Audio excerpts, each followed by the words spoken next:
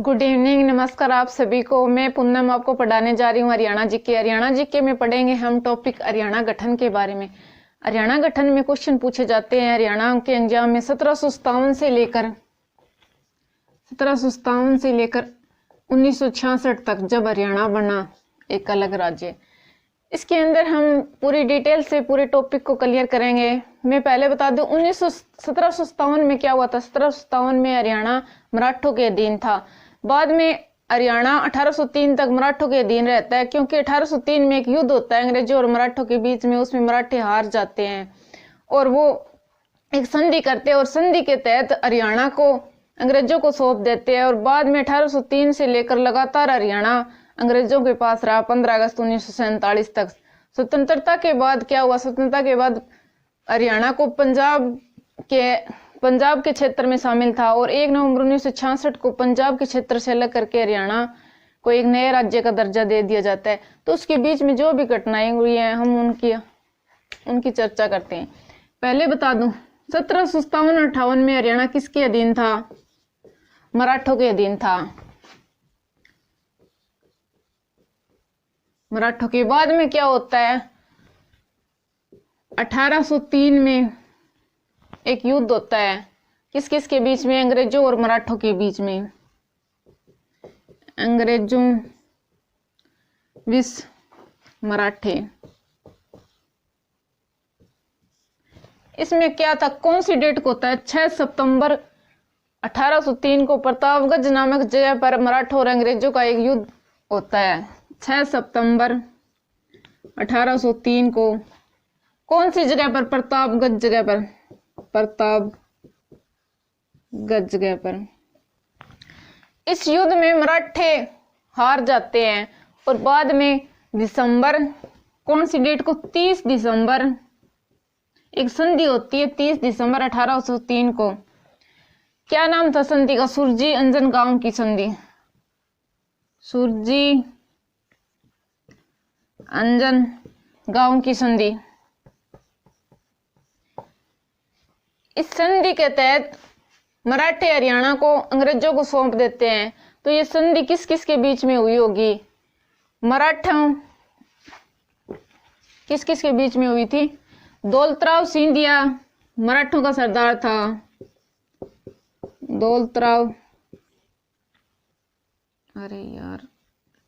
दौलतराव सिंधिया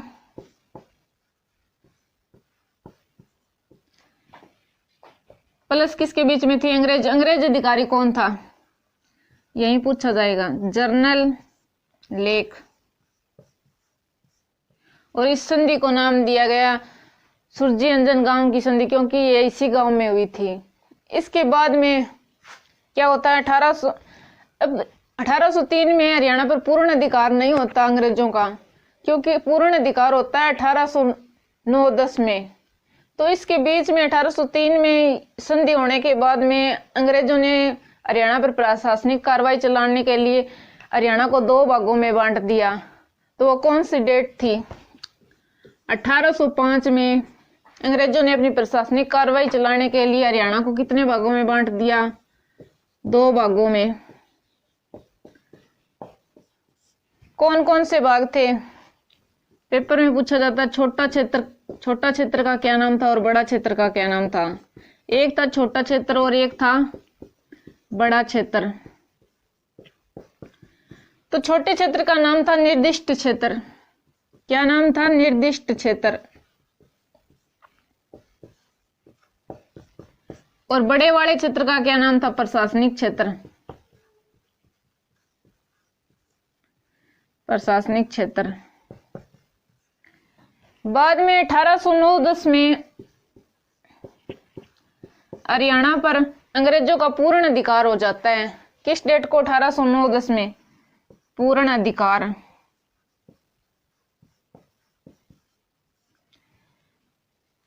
उसके बाद में क्या होता है, 1857 की क्रांति होती है। तो 1857 की क्रांति में अंग्रेज जीत जाते हैं और हरियाणा को पहले अलग क्षेत्र में था और बाद में पंजाब में मिला दिया जाता है। तो इसमें क्वेश्चन उठता है कि 1857 की क्रांति से पहले हरियाणा किसका हिस्सा था और बाद में किसका हिस्सा था। तो इनके बीच में दो क्वेश्चन और हैं जो पेपर में आते हैं।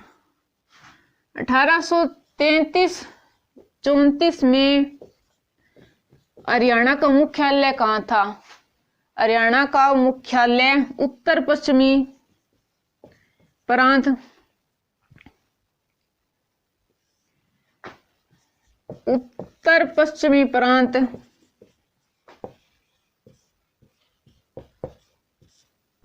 कहाँ था? आगरा में। और एक क्वेश्चन और आता है इनके बीच में। 1842 में अंबाला को किसमें शामिल कर दिया गया था? अंबाला क्षेत्र को शिमला में।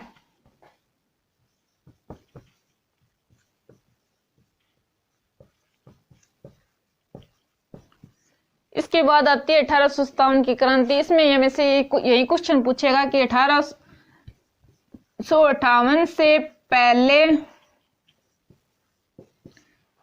हरियाणा किसका हिस्सा था? किसका हिस्सा था? आगरा प्लस दिल्ली का। और आगरा ना आए ना तो उत्तर प्रदेश आएगा, कंफ्यूज मत होना। आगरा यानी यूपी प्लस किसका था? दिल्ली का, दिल्ली क्षेत्र का भाग था। तो इसके बाद में हरियाणा के बारे में ये नहीं पूछा जाएगा किसमें मिला दिया, क्योंकि 1858 से पहले आगरा और किसका हिस्सा था? दिल्ली का। और 1858 के बाद में क्या होता है? किसका हिस्सा बनता है 1858 के बाद? पंजाब का। दिल्ली और आगरा क्षेत्र को निकाल कर हरियाणा के, दिल्ली और आगरा क्षेत्र में जो था हरियाणा का, उनको निकाल के पंजाब में मिला दिया जाता है। बाद में ये 1947 तक पंजाब में ही रहता है। लास्ट तक जब हरियाणा 1 नवंबर 1966 से अलग होता है तो पंजाब से ही अलग होता है, पंजाब का ही भाग रहता है उस तक। तो इसके बाद में आते हैं 1907 में। बाद में क्या होता है कि बार बार ये मांगे उठने लगती है कि पंजाब से निकालकर हरियाणा को दिल्ली में मिला दिया जाए। क्यों मिला दिया जाए? क्योंकि दिल्ली भारत की राजधानी बनने वाली थी। तो लोगों ने सोचा कि पंजाब क्षेत्र में कुछ नहीं मिलने वाला और दिल्ली भारत की राजधानी बनेगी तो प्रशासनिक क्षेत्र रहेगा, तो हमारा आर्थिक विकास ज्यादा होगा, उस क्षेत्र में हमें ज्यादा सुविधाएं मिलेगी। इसीलिए 1907 में एक मांग उठी। किसने उठाई? देशबंधु गुप्त ने। और उसके साथ कौन थे? आसफ अली। आसफ अली क्या मांग उठाई कि हरियाणा को पंजाब क्षेत्र से निकालकर दिल्ली में मिला दिया जाए, और लगातार यही मांगे उठती रहेगी। इसके बाद क्या होता है? 12 दिसंबर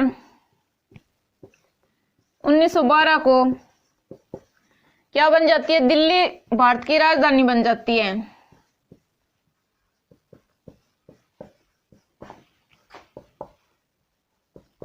दिल्ली भारत की राजधानी बन जाती है। तो हमसे ये पूछेगा कि उस समय हरियाणा में कितने डिवीजन थे?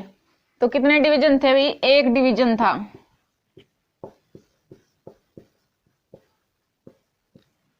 क्या नाम था उसका? अंबाला डिवीजन। ये याद रख लेना, आ सकता है। और इसके बाद में मुस्लिम लीग ने मांग उठाई हरियाणा को पंजाब से निकालकर दिल्ली में मिला दिया जाए। 2 बार मांग उठी थी, 1920 और 1925 में। 1920 में क्या मांग उठाई थी? 1920 में मुस्लिम लीग ने मांग उठाई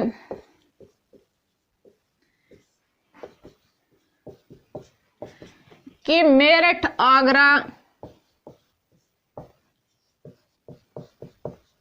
आगरा क्षेत्र और हरियाणा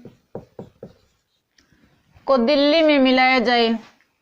और उसके बाद में मांग उठी थी 1925 को।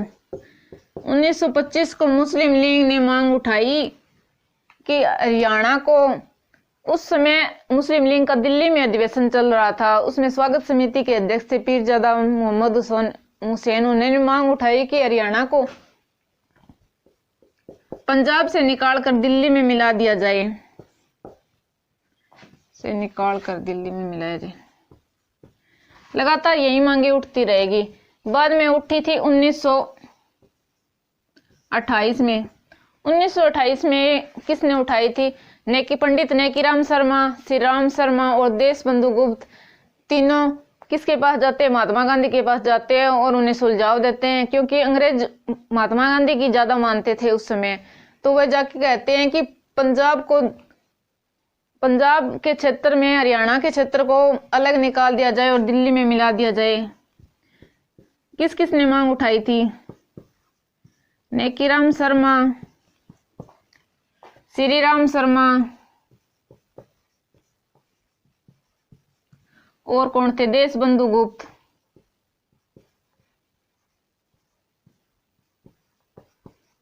किसके पास जाते हैं? महात्मा गांधी के पास।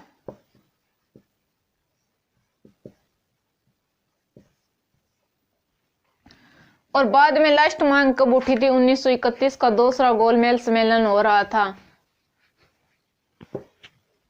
उसमें इन सब ने मांग उठाई कि हरियाणा को पंजाब से निकालकर दिल्ली में मिला दिया जाए।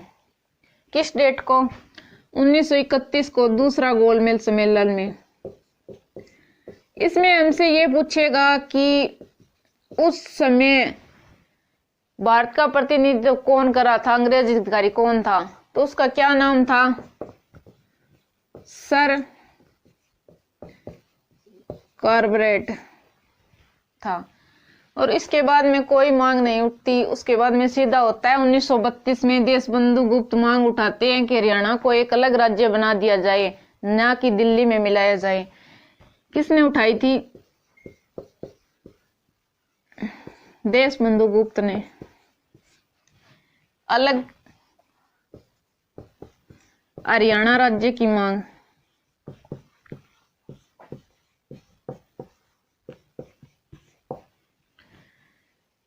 उसके बाद में 1940 को कौन थे? पट्टाभी सीतारमैया ने देशबंधु गुप्त की अलग हरियाणा राज्य की मांग का समर्थन किया और अकाली दल ने भी किया इस बात का समर्थन। तो यह पहली आधिकारिक मांग मानी गई कि हरियाणा को एक अलग राज्य का दर्जा दिया जाए। तो किसने उठाई थी? पट्टाभी सीतारमैया और कौन था? रमैया ने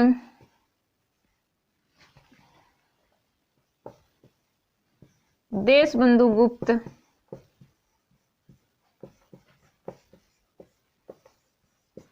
अलग राज्य की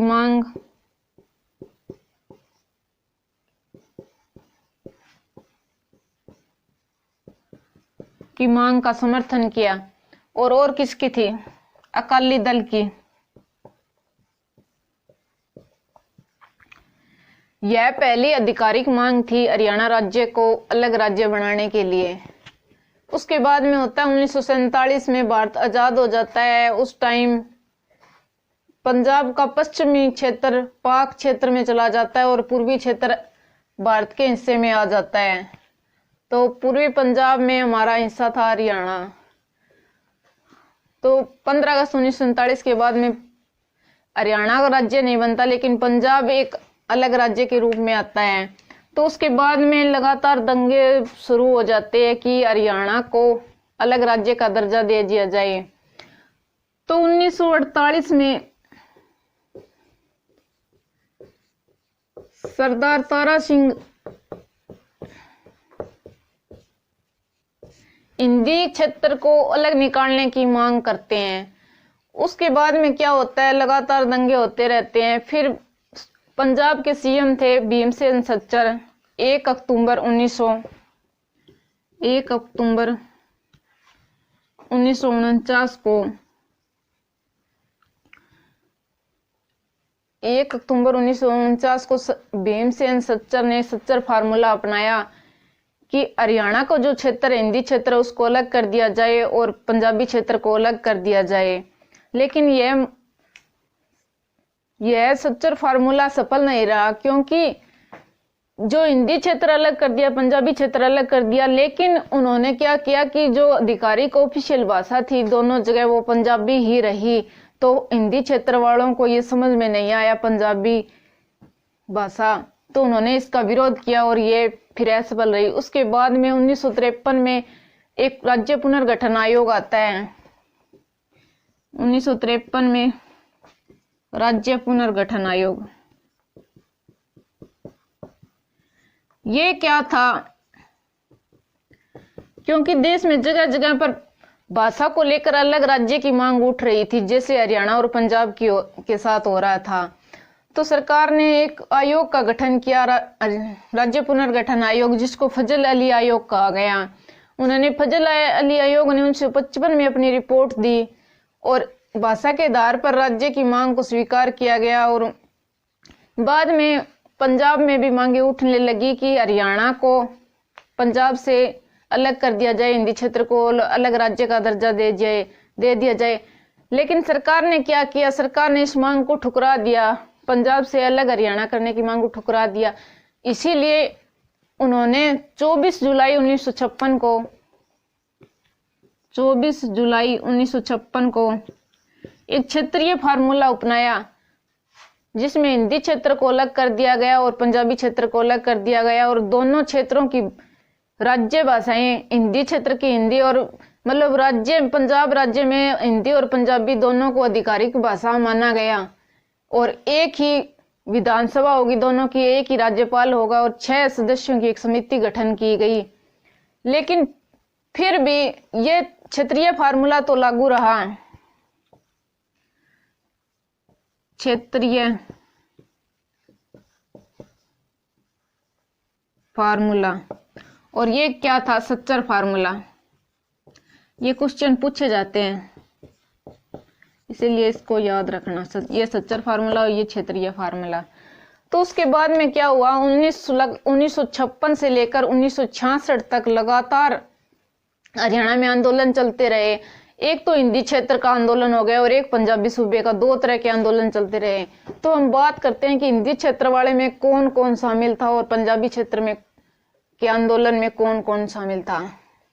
तो हिंदी क्षेत्र वाले की बात करते हैं हम पहले। हिंदी क्षेत्र आंदोलन, इसमें कौन था? एक तो नेकराम शर्मा था और एक हरियाणा विकास समिति थी, हिसार था, गुड़गांव था, रोहतक था, इतना एरिया था कवर। और पंजाबी सूबे के लिए जो मांग की थी, पंजाबी सूबे में, इसमें कौन था? इसमें एक तो था सरदार तारा सिंह, सरदार तारा सिंह नहीं, मास्टर तारा सिंह, मास्टर तारा सिंह। और एक था फतेह सिंह, जिसने 1965 में आमरण अनशन किया था कि पंजाबी क्षेत्र को अलग किया जाए और हिंदी क्षेत्र को अलग किया जाए। इन्होंने पंजाबी क्षेत्र के आंदोलन के लिए आमरण अनशन करा 1965 में। बाद में भारत सरकार सरदार हुक्म सिंह लोकसभा के अध्यक्ष होते हैं, उनसे मिलती है और उनसे बात करती हैं कि पंजाब और हरियाणा के ऊपर विचार किया जाए। इसीलिए सरदार हुक्म सिंह ने एक सदस्य समिति का गठन किया। किस डेट को पूछा जाएगा? 23 सितंबर 1965 को सरदार हुक्म सिंह ने एक समिति का गठन किया और उसके बाद में इस पर विचार हुआ और 23 अप्रैल 1966 को ये सरदार हुक्म सिंह समिति हरियाणा के सर्वोच्च न्यायाधीश के पास जाती है, न्यायाधीश से मिलती है और एक समिति का गठन करती है जिसका क्या नाम था? JC शाह, क्योंकि उस समय ये न्यायाधीश थे और इन्होंने ही ये समिति गठित की थी कि पंजाब और हरियाणा का क्या किया जाए। उन्होंने फिर पंजाब और हरियाणा की सीमा का गठन करने के लिए की थी 23 अप्रैल 1966 को। और इस सीमा आयोग ने कब रिपोर्ट पेश की थी? इन्होंने रिपोर्ट पेश की थी 31 मई 1966 को। और इस समिति में कौन था? एक तो जेसी शाह, जयंती लाल छोटे लाल शाह, और एक था एस दत्तू, एक था फिलिप्स, एम फिलिप्स। तो इसने रिपोर्ट कब दी थी? 31 मई 1966 को। किस किस की दी? पंजाब, हरियाणा और चंडीगढ़ की सीमाएं निर्धारित की। और बाद में 18 सितंबर 1966 को लोकसभा में बिल पास हो जाता है और राष्ट्रपति स्वीकृति दे देते हैं हरियाणा को अलग राज्य बनाने के लिए। तो 1 नवंबर 1966 को हरियाणा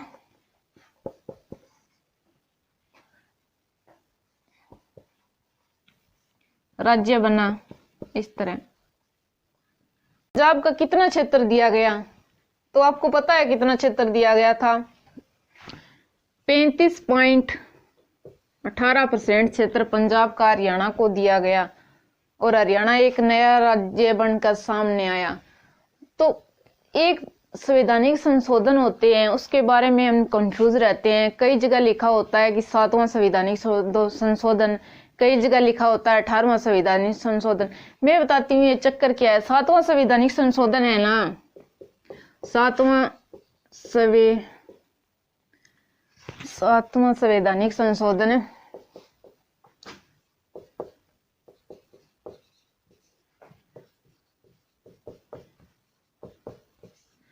1953 जो आयोग बनता है ना, फजल अली आयोग है, उन्होंने रिपोर्ट पेश की। उसकी रिपोर्ट को स्वीकृति मिली कि भाषा के आधार पर राज्य को गठित किया जाए। तो लोकसभा में एक बिल पारित होता है, एक संशोधन होता है, उसे 7वां संशोधन बोला गया। और उसके तहत अगर किसी भी राज्य में दूसरा राज्य बनाया जाएगा निकाल कर भाषा के आधार पर, तो उसको हम बोलेंगे 7वां संवैधानिक संशोधन के तहत भाषा के आधार पर इस राज्य को बनाया गया। तो ये था वो 1953 में जो राज्य पुनर्गठन आयोग बना, उससे रिलेटेड।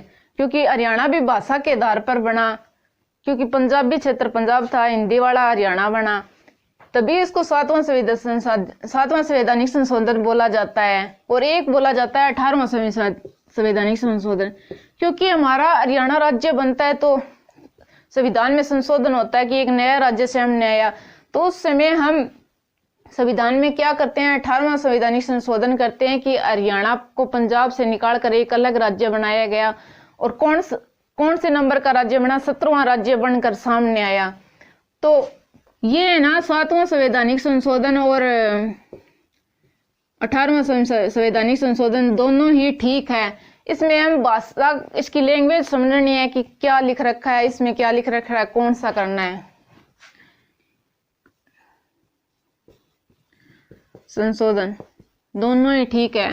वो हमको देखना है कि भाषा के आधार पर गठित हुआ 7वां संवैधानिक संशोधन, भाषा के आधार पर हरियाणा को अलग राज्य का दर्जा दिया। फिर वह 18वें संवैधानिक संशोधन के तहत 17वां राज्य बनकर सामने आया। किस डेट को? 1 नवंबर 1966 को। Thank you. कल हम पढ़ेंगे हरियाणा। जिस तरह से हरियाणा का गठन पढ़ा है, इसी तरह से हम हरियाणा के जिलों का गठन पढ़ेंगे कि हरियाणा बना उस टाइम कितने जिले थे और आज कितने जिले हैं, और ये कैसे कैसे 22 जिले हुए। Thank you. जय हिंद।